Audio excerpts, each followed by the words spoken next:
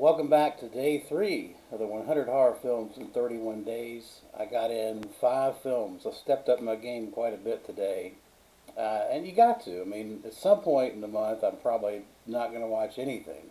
I've got a wedding to go to this Saturday, so, I probably won't get anything watched. But be that as it may, I got in 5 films. Decent watches, too. Kind of an assortment of things. First up is The Astral Factor from 1976. I watched this on YouTube. You can too. It's about a serial killer with a mother complex. And the movie just starts out with him in prison. He breaks out of prison and he just goes around killing women that remind him of his mother. It's a very made for TV-ish movie, but I don't think it was made for TV, at least from what I could gather cursory looking over the internet.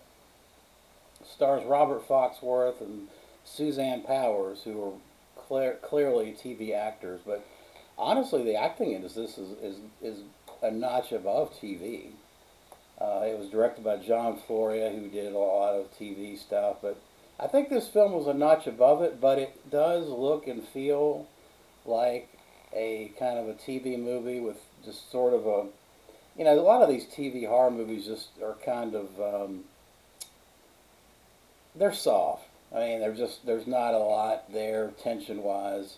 The problem with this one is that so this guy has the powers of invisibility, and he also has this ability to, through these rays in his eyes, he can like move objects and throw people around. And it never really. I mean, when that's your premise for a movie, you better be able to explain that shit. Sometimes movies have to have an explanation, and something as ludicrous as this has to have some kind of an explanation. And the film attempts to do that, and it does it very lamely, quite honestly. Basically, what it is some astral. This guy's got involved in astral psychology, or he's like another being or something, an astral being, time travel shit. It was the explanation came off as very, very lame, honestly. Um, and the film kind of wraps up. It was okay. The look and the pacing of it again was like a TV movie. Overall, it's a good one-time watch. I gave it a 5 out of 10. It's not anything I'll go back to, but I'm glad I saw it.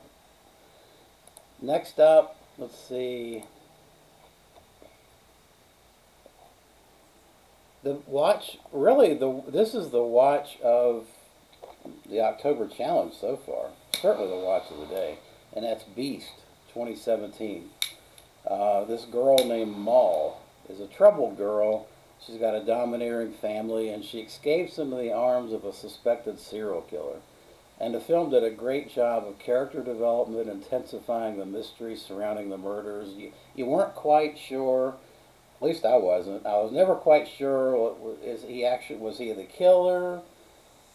I mean, who's the killer? And it was really good. I liked how the film wrapped up. I would say 8 out of 10. It's probably the watch of the year for me, for 2022 watches anyway. I really enjoyed it. Directed by Michael Pierce,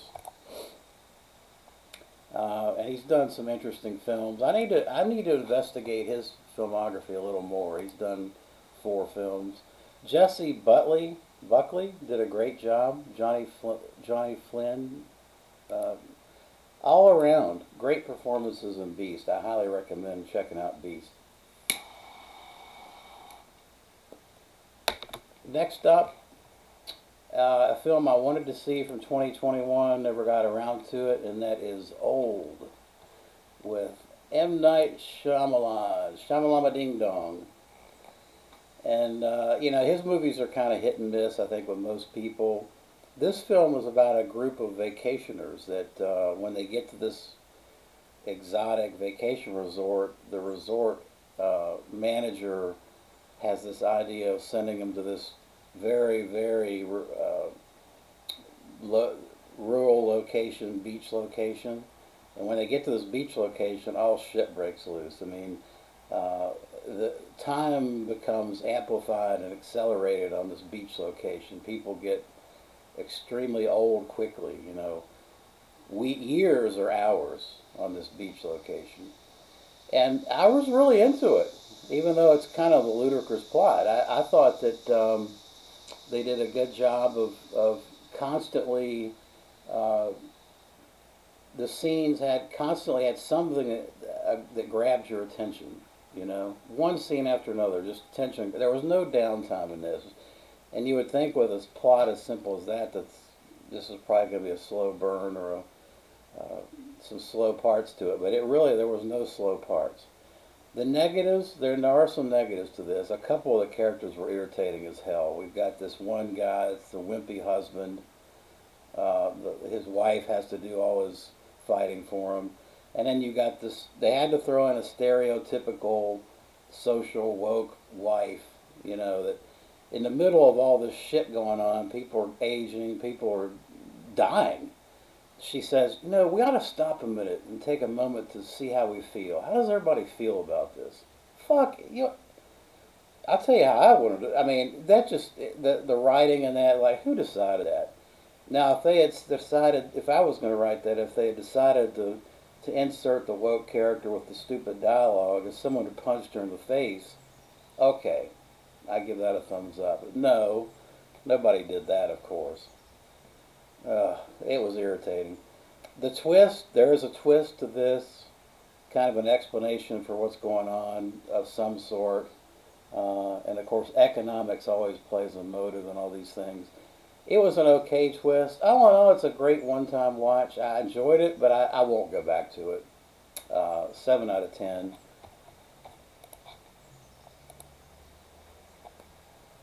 Next up is a film that I was very hard on when I first watched it. Eight-Legged Freaks from 2002. David Arquette stars in this comedy spoof about toxic waste that basically toxic waste turns these spiders into these huge monsters.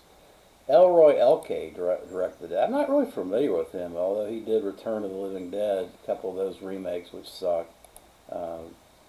But I actually thought this was kind of fun, and honestly the CGI is not bad. I gave it a 6 out of 10. I guess I was in the mood for it. I was pretty harsh on it when I first saw it. I think I gave it a 4 out of 10. I enjoyed it okay. And then finally, a film from 1932, Bela Lugosi's Death Kiss, which I have the Kino Blu-ray, which looks fantastic. This is about, Bela Lugosi plays a guy named Steiner he's a movie studio executive, and at the start of the film, one of his actors gets shot, and they're trying to figure out who did the killing. What's unique about this film is it brings back all the key players from the original Dracula. David Manners, Edward Van Sloan, and of course Bela. And it's a good film. It's funny to watch it with today's eyes, though, because David Manners is kind of trying to out-police the police, and he's going around at all these murder scenes, touching shit and moving shit around. It's like, god damn, every murder scene was corrupted by David Manners in this thing, in his attempt to be smarter than the cops. I liked it. Good stuff. I gave it a 7 out of 10. I recommend this Kino Blu-ray. It's got a commentary, which I haven't, of course, listened to that yet. Richard Harlan Smith does this commentary, but I will check it out. Definitely recommend Death Kiss from 1932. And guys, that's going to do it for day 3. Appreciate you watching.